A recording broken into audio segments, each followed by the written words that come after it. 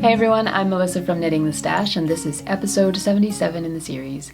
This one is all about why patience pays off, and we'll get to that in a second. But let's do a little introductory stuff first. So I am coming to you from Urbana, Illinois. Many of you guys know that. If you're coming back, welcome back. It's nice to see you. If you're new here, this is a podcast about knitting, mostly pattern modification, design work, all that kind of good stuff. A little bit of spinning thrown in every once in a while. And my day job, I'm a professor at the university in Illinois and teach things like speculative fiction and science studies. And we've just wrapped up our semester, so I'm waiting for some student papers to come in, and it's a little bit of a quiet moment, which is kind of nice. So yeah, you can find me. If you're looking for me, you can find me all over the place as Knitting the Stash. Here on YouTube, obviously, on Ravelry, Instagram, and on the blog, which is knittingthestash.wordpress.com, and I usually put the little address down here. And that's where I keep all the show notes. So if you're looking for something that I talk about, a pattern, a person, a company, any of that kind of stuff, it'll be over in the show notes. And if it's not, you can always message me. I've been really enjoying all the messages and the conversations that we've been having, especially in this crazy lockdown pandemic thing we got going on. So if you need some extra community, please come on over to our Ravelry group. We have a Making in the Pandemic thread going on. We have a couple of knit-alongs going on, one for Diss Stitch and one for Knits in Translation. And both of those, the Knits in Translation is running until October, and I think the Diss Stitch is running a little longer than that. And the Diss Stitch Cowl is Sia Brill's new technique for knitting, which is really fun and interesting. We're going to do prize draws for both of those cowls. So there's lots of stuff, lots of people, lots of ways to get involved, and I'm always happy to just message with you and talk to you. But we have a really cool community of almost 1,000 people over on Ravelry, so that's kind of the place to be. Come introduce yourself, make yourself at home. What are we going to talk about today? Today I have, like I said, patience has paid off. There's a finished object here of a sweater that was once a cowl that I'll talk to you about. And I kind of let this one rest for a while because I was trying to figure out what to do with it. And the patience that it took to kind of wait on that one really paid off. I also have some mending jobs that I did recently. And in both those cases, it wasn't patience. It was just kind of like procrastination, I think. But patience did kind of pay off, and it gave me some good ideas, especially because I was talking to Spencer about the mending, and he had some really good ideas I thought I'd share with you guys. I also have, what do I have? I have a review. If you're looking for a new project bag, I have a review for you from Bags by Awesome Granny. I've been using her bags for years, and in fact I just bought a new one about a month ago because I love them. They're perfect for sweaters. But she sent me one as well that's a new style of bag, so I'll review that for you. And what else do I have? I guess last but not least I have, and I'll just say it now, I'm planning on setting up a summer class. I was hoping it to be an online class that's about pattern modification, like how to take a pattern and think about where to go in that pattern and what to modify and how to modify it. So I'm going to be putting my science fiction class online for the fall already. And I thought, well, I kind of enjoy designing classes. I'm a teacher. That's like what I do. So I thought, why not just put together a class on pattern modification? So I'll keep you posted on that. We'll see how it goes. And ideally it'll be out maybe by the end of the summer. And hopefully it'll be something that might help you guys with your more specific questions about how I modify my patterns and what I look for and how I decide where to make the changes and what changes to make. So that is on the horizon. The other thing I was going to mention is that Shorn 3. Some of you guys know for the last couple years I've been putting together a farm to skein yarn in collaboration with both Christy for Shorn 1 and Kathy for Shorn 2. These are both local to me shepherdesses, and Kathy and I are going to collaborate on a Shorn 3. So the good news is Spencer and I rode out to her farm yesterday and picked up this year's clip, which is about 100 pounds of fleece that I now need to skirt and get sent off to the mill. We're going to use Stonehenge fiber mill again this year, and I think I'm going to go for a fingering weight yarn this year. The last couple times I've done a DK weight, a sport weight. I think I'm going to do a fingering weight this year, but we'll see what happens. It's going to be a Corriedale blend again with a little bit of Teeswater. And I also just got the good news that Kathy is going to pasture her sheep again with us. So in about a month, we're going to get somewhere between 5 and 14 sheep living out on our back pasture. And I'm pointing this way because I can see it out the window. So Dolly's gonna come back, I think Splenda and Violet, maybe a couple of new ewes, maybe Mouse will come back, he's our wether. So we're gonna be pasturing the sheep, from which we get the fleece. So it's kind of like a full circle of happiness. We get to know the sheep, you guys get to know the sheep, we use those fleece for the yarn, and then we'll do a yarn launch probably, I would probably guess with everything slowed down, it'll probably take us until early 2021 to have everything ready, but it's something to look forward to. So Shorn 3 en route to you.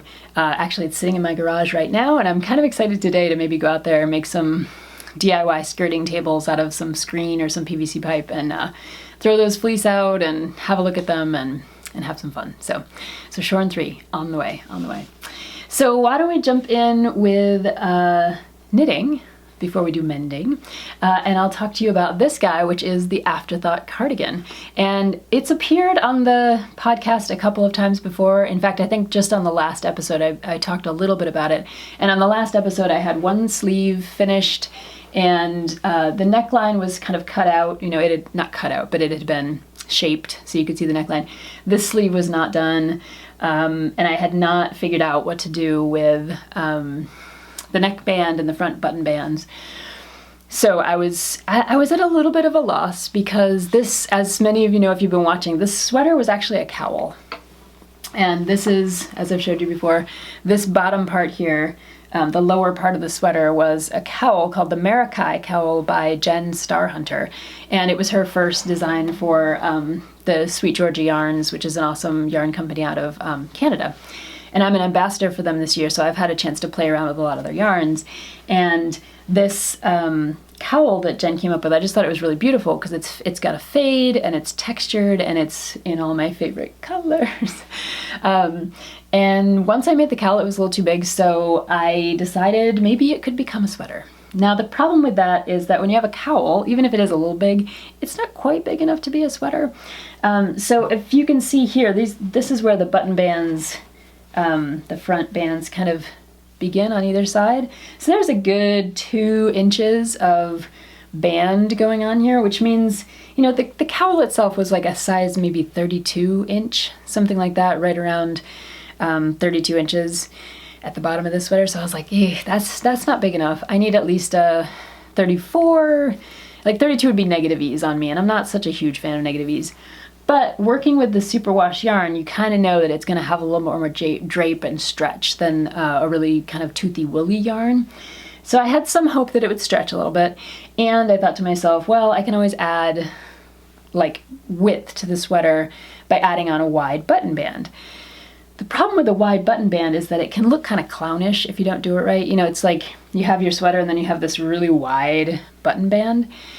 Maybe going in a different direction, maybe with different stitches, like what are you going to do? Are you going to do the fade that you did on the sweater, the texture, like all these questions. So for a long time, I really did let this project sit. I think I knit 3 sweaters in the interim. Like as things were going, they were like test knits, sweaters for Spencer, you know, all that kind of stuff. And when I finally picked it up, I was like, okay, I'm just going to go for this. I'm just going to try something and see what happens. And when I shaped this neckline, as you saw before, and I'll try to put a picture in here so that you can see it. When I shaped the neckline, it turned out to be a kind of deep V. It looked a lot like this. So it went in here and went up, and it ended up looking like a kind of deep V, like a vest, kind of. And one of the concerns I had was like, if I put on a button band on the front, you doing a continuous button band might be a little bit weird because of that shaping that happened on the front neckline. So I was a little bit wary of that, and I was just kind of like, well, how do you make it work? So it took me a long time to just kind of like let it sit and percolate in my brain. And as many of you might remember, this was my original design for this sweater. It was very much a kind of like crew neck, 2 sleeves that were a different color than the actual like variegated cowl stuff going on there.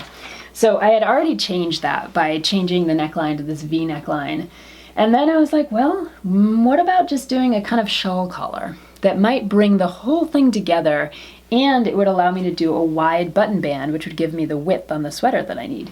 So what I ended up doing was picking up stitches all along the front, all along the V-neck, up around the back, and then down around the front. So I have all these stitches on one needle, and I started working in garter stitch. So I would just go all the way around, you know, knit and turn it and knit back. And I decided I wanted to do, again, a little bit different from the texture here. I think you can see the texture. This is that cowl texture from Starhunter's pattern. And in the sleeves, I just did a plain garter, striped, with different yarn. I talked about that last time. And on here, I used the original colors from the Party of 5 pack that I used for the body of the sweater. These are different colors. I talked about that last time. But I wanted to use the same colors as I did for the Party of 5 pack for the front body, because I wanted this band to kind of blend in and make sure, since they're right up against each other, that they would look seamless. So I started out with a kind of deep grape purple, and I did about 4 rows or so with that, about an inch, just about an inch. Then I switched and did a little bit of that, kind of like the fade that I did with the Meltdown sweater. So I did one stripe of this kind of pretty, what color is that? It's like it's between a grape and a pink, kind of. So I did one stripe of that and came back to the grape. I think you can see it here. Came back to the grape for a couple of rows, and then went all the way into the pink, and then did the same thing with the green kind of peacock color. And then I wanted to do my final bind off in yet another color from that pack. So all of these colors appear in the sweater itself, and instead of doing the texture, I just did a straight garter. So you're always knitting, and it creates the ridges and the rows, and it just kind of like brings the sweater together. Now, the trick is that when I got up here, once I had created enough of a button band, I knew that I wanted to start creating a shawl collar up at the top. And I'm gonna try to lower her so you can see the shawl collar. And the shawl collar depends on some short rows. And I've done shawl collars before. On my Monique sweater, I did a shawl collar. And again, these are all designs that don't have patterns yet. Maybe they will someday. So what I did up here is, when I reached about, I think it was about 2/3 of the way or a little bit more on this front band, that's when I started my short rows. And I left my markers in here so that you could kind of see where I started them. And it's almost at the natural point where the straight button band ends up hitting that V-neck shaping. And I think that the sweater, it really does create a nice silhouette around the bust. I know that's kind of like, maybe that's crude to say, but because of the V-neck and because of the way that the button band kind of sits and shapes here, it just has a nice kind of hug for the bust around it. It's really, I think it's kind of classy and cool. So right about that, at that point where the bust, at the top of the bust, I started in doing short rows. And what that means is, with short rows, you're working back and forth, but you're not working the full row. So you're working from here, one designated point to another designated point, which is these 2 points, without finishing the whole row. And then you're starting those short rows somewhere up around the back. And I've left my little markers in here so that you can see about how far apart I put my short rows to begin with. So basically what I do, or what I did here, is as I was knitting up, I got to this point and I knit on until I got around to the second marker back here, and then I knit back to the first marker, and then I knit a little bit past this marker, and a little past, and a little past, and a little past, and a little past, until I was working short rows that came all the way from here to here. And once I reached this other marker with my short rows, that's when I stopped the short rows, finished my row, and did one final row of the peacock all the way around, and then I decided to do an applied I-cord bind off, a very skinny one, just 2, maybe 3 stitches. So it has an applied I-cord bind off on the very edge. Now part of this figuring had to do with figuring out the ratios of how many stripes I wanted of each color. And in the end, I knew that I wanted to get an extra, I wanted to have the 3 stripes, well, 4 stripes of the pink and 3 stripes of the green. Like there's a little bit of messing around with ratios there. So I knew that if I finished my short rows here, I'd have enough width left over to finish with at least another row of the peacock and then have time to do the applied I-cord edge. I'm hoping this is making sense. I'm trying to explain something like when it's all finished, it's a little bit tricky, but if I ever write up the recipe or the pattern, then you'll see you'll see maybe a little bit better what I was doing. So that was the trickiest part, is to create that kind of shawl collar. And like I said, I think it has some nice features. Like it does kind of really sit nicely around the bust, and it creates just a little bit of a roll for the collar at the top. I love the fact that the green kind of makes a reappearance. So the green happens lower on in the cowl, and I wanted to make sure that that green kind of came back around to kind of get highlighted a little bit, and I feel like it does, just with a little bit of stripe in the front and with the fact that that very back neckline has a nice little green pop to it. So that was the biggest thing. That's the thing that took the most patience on my part, is trying to like sit and figure out what to do with the sweater. I'm really, really happy with the way it came out. I'm gonna put a few pictures in here of what it looks like on me, so that you can see how it sits and how it's finished. Another thing to note is that I did do buttonholes here on this side. I think I did 5. Yeah, I think I did 5. 1, 2, 3, 4, 5, 6.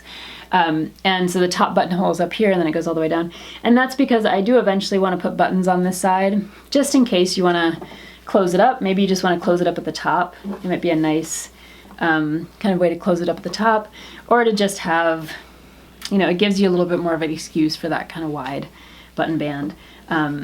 Yeah. So those are the 2 things I did. One other thing I wanted to mention about this sweater, because I've talked so much about the sleeves and everything, is that when you're working on sleeves, I've been talking to you about the decreases, and decreases, you know that I put these little markers in to mark my decreases as I go, and that way I don't have to count rows, and I can make one sleeve exactly like the other sleeve, because I can just look at how many rows there are and how many markers. But sometimes you mess up. Sometimes you're knitting and you're like watching a show or you're talking to someone and you forget to do a decrease at the right exact moment. So I left my markers in on this side so that you could see what I do about that. So here are all the markers. I think you can see them. And you might notice that these 2 markers are awfully close together. They're not like nicely spaced like the other ones.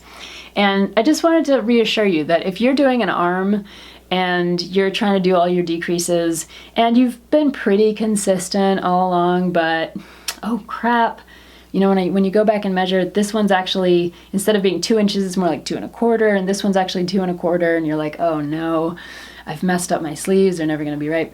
It doesn't matter. It just doesn't matter. What you can do is take the full measurement of what you were going for. So if you're trying to do a decrease every 2 inches, then you should have 2, 4, 6, right? And then the next one should be at 8.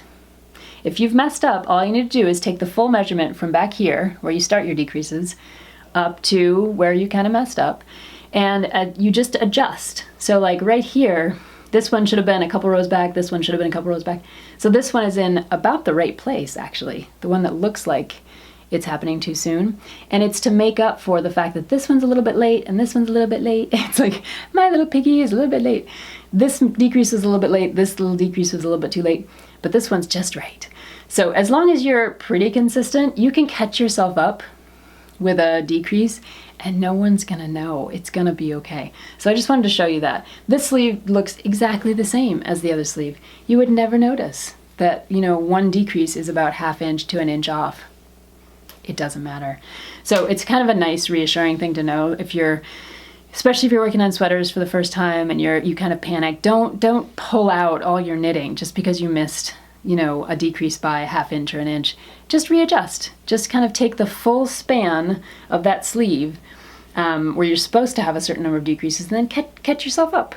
You'll be just fine. No one will notice, I promise. All right, I think that's about it for this afterthought cardigan. I don't know if I'm gonna have a chance to write up a recipe or a pattern for this. It's also a little bit, I don't wanna step on Jen's toes because she designed this beautiful cowl pattern, so I'll talk to Jen and see what she thinks, and maybe we can collaborate on something. That might be fun, actually. So maybe we will, and if we do, maybe there will be eventually a pattern for the afterthought cardigan. One never knows. But just remember, you can take something like a cowl, and I've heard some people talk about doing this now. You can take a cowl, if it doesn't quite fit, and turn it into something else, right? There's always room for imagination and design and creativity in our knitting, and it doesn't have to come out perfectly. It can be a big experiment, and it can work out. And sometimes it doesn't, but that's okay too. All right, so that's the afterthought cardigan. I wanted to talk a little bit about some patience in another respect, and that is with some mending. So many of you guys will remember my Alias cardigans. This is one of them. This one's knit in the Isle Yarn DK weight because I had to have a pink version of Alias, just like Isabel Kramer. And the problem with this one was that the dogs destroyed the button band. And I'll put in a picture here. I put some Instagram photos up. It was pretty well destroyed. They ate about 3 of the buttons, 3 of the 11 buttons that I had originally had on here. They just crunched and munched them, and in the process ripped a hole in the button band. So this sweater actually sat, sadly enough, it sat in my little sweater closet just staring at me every day for maybe 6 months. And I was so torn because I had only bought 1 extra button, and when I buy buttons I tend to at least buy 1 extra because you always lose a button, and that way you can just pop a new one on. I had only bought 1 extra button, and they had eaten 3 of the buttons, so I was like I was just kind of like frozen, just kind of like, oh god, what am I gonna do? So Spencer and I were on a walk, and he was like, you know, you could just redistribute the buttons. I was like, oh my god, that's brilliant. That's so brilliant. Because I actually had, in a way, you know, 11 buttons for a button band this size. That's a lot of buttons. And they could have been redistributed. Since I had 8 good buttons plus the extra, I had 9 buttons. It would be the loss of 1 button, 2 buttons. So I originally thought that that's what I was going to do. And then I didn't do it. But if you have a sweater that the button band gets... the buttons get eaten, you can always redistribute the buttons. It's like such a smart thing to do. What I ended up doing is buying some new buttons because I just felt like it. I felt like getting some new buttons, giving some new life to the sweater. And luckily, this particular sweater is one, it happens to be a top-down sweater, but the button bands are added afterward. So all I had to do was pop off the bind off, unravel the button band, get down to the part where there was a hole, pull out all the crappy yarn that had been chewed on and destroyed, and get it back to basically one of these rows early on in the button band. I didn't have to pull it all the way out because the stuff at the very bottom, the base of the button band, was still all intact. So I just picked up those stitches and knit my button band afresh, and you can see it's all brand new. Now, this all depends, of course, on saving some yarn. So I have a bin back here that is a bin of yarn from every sweater I've ever made. And if I have extra yarn left over at the end, I throw it in that bin because you never know when you're going to need to mend something.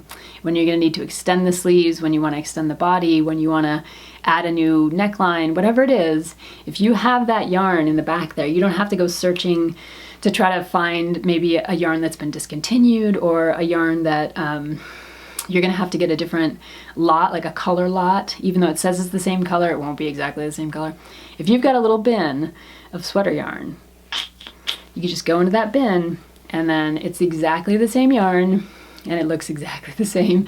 Now, the yarn will look a little fresher than the yarn that you've been wearing around for years, but just give it a little time. Give it a little dirt, give it a little time.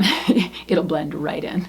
But that's my tip for if a dog chews your button band, or if you get a hole in a part of a sweater that's very easily removed, and you have some extra yarn lying around. Why not?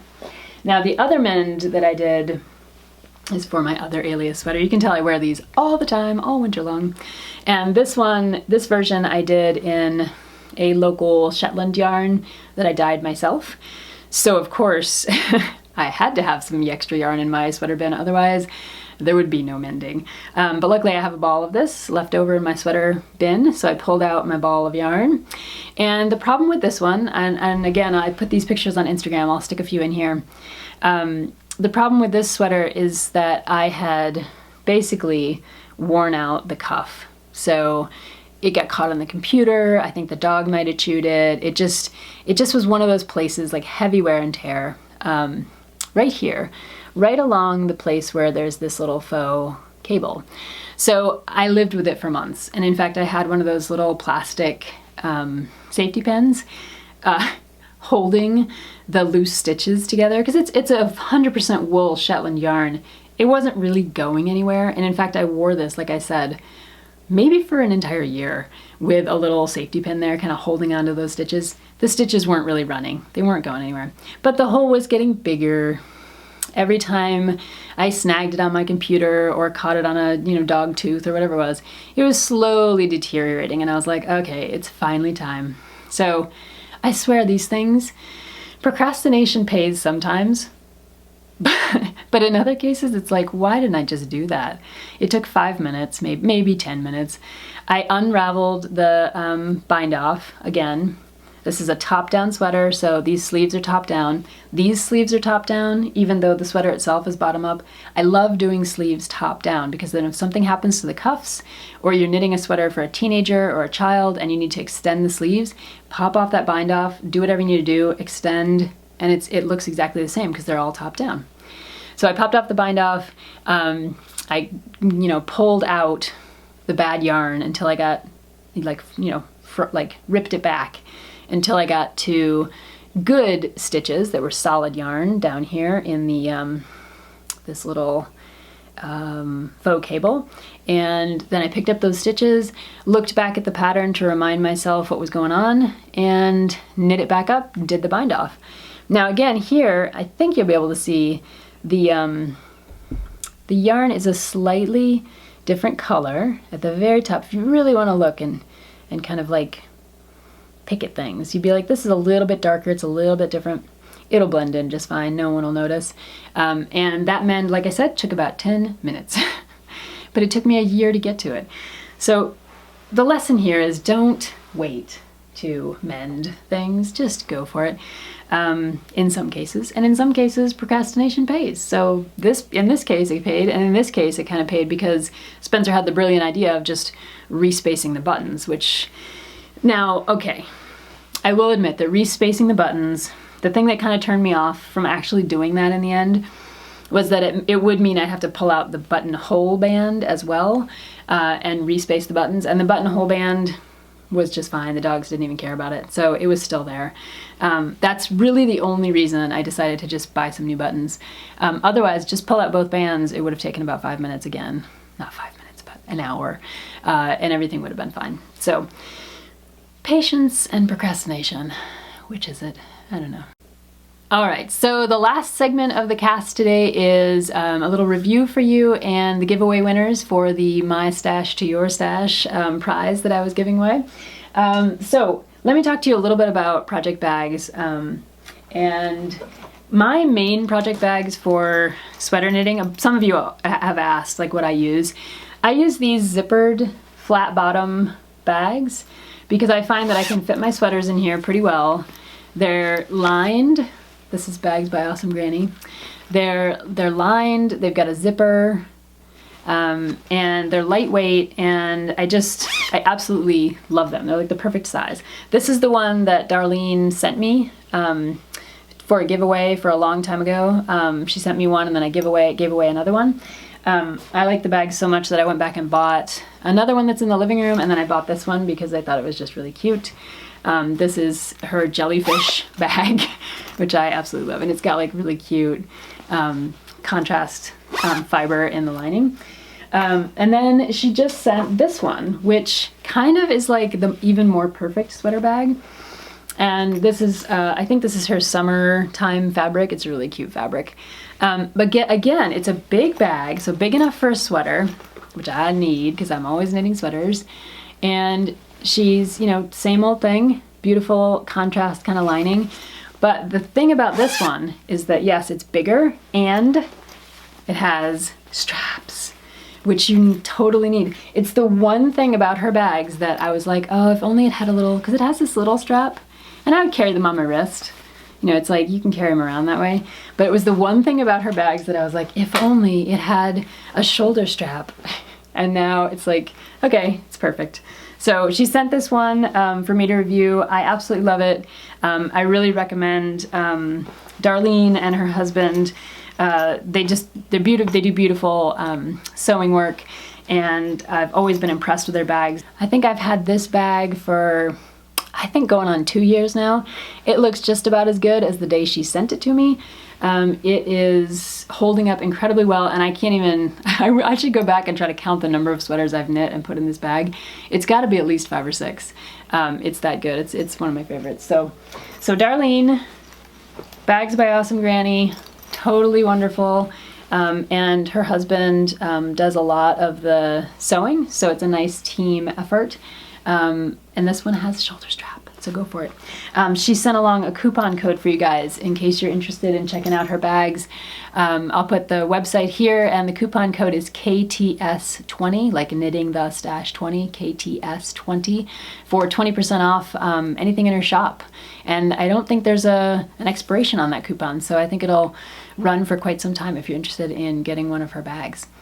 All right, and then the other thing we have today are the giveaway winners. I was giving away some things from my stash to you guys, and the winners of the giveaway are Sunny Sota? I hope I said that right. It's Sunny, and then the last name is P-S-O-T-A, so it's probably Sunny Soda. Maybe. Giveaway number 1. Giveaway number 2 winner was Francesca on YouTube. And the third winner was Kay Pollander on Ravelry. Her name is Kaylee. So Kaylee, Francesca, and Sunny are all the winners of the My Stash to Yours giveaway, and I've notified you all on your respective platforms on Ravelry and on YouTube, and once I get your addresses and your Ravelry IDs, I will send you out your prizes. Thanks so much, all of you. Really, this seemed like a very happy, special giveaway, and I really wish I could give something to everyone. You all wrote in with such sweet comments and such awesome requests, and I do hope that you have enough for your making in the pandemic, and that you can find and design and create new ways to make things in the pandemic. You know, take a chance, do something weird, rip off an old button band, break out the mending, keep yourself busy. I'll be thinking of you, and I will see you in a couple of weeks. So take care until then. All right, bye guys.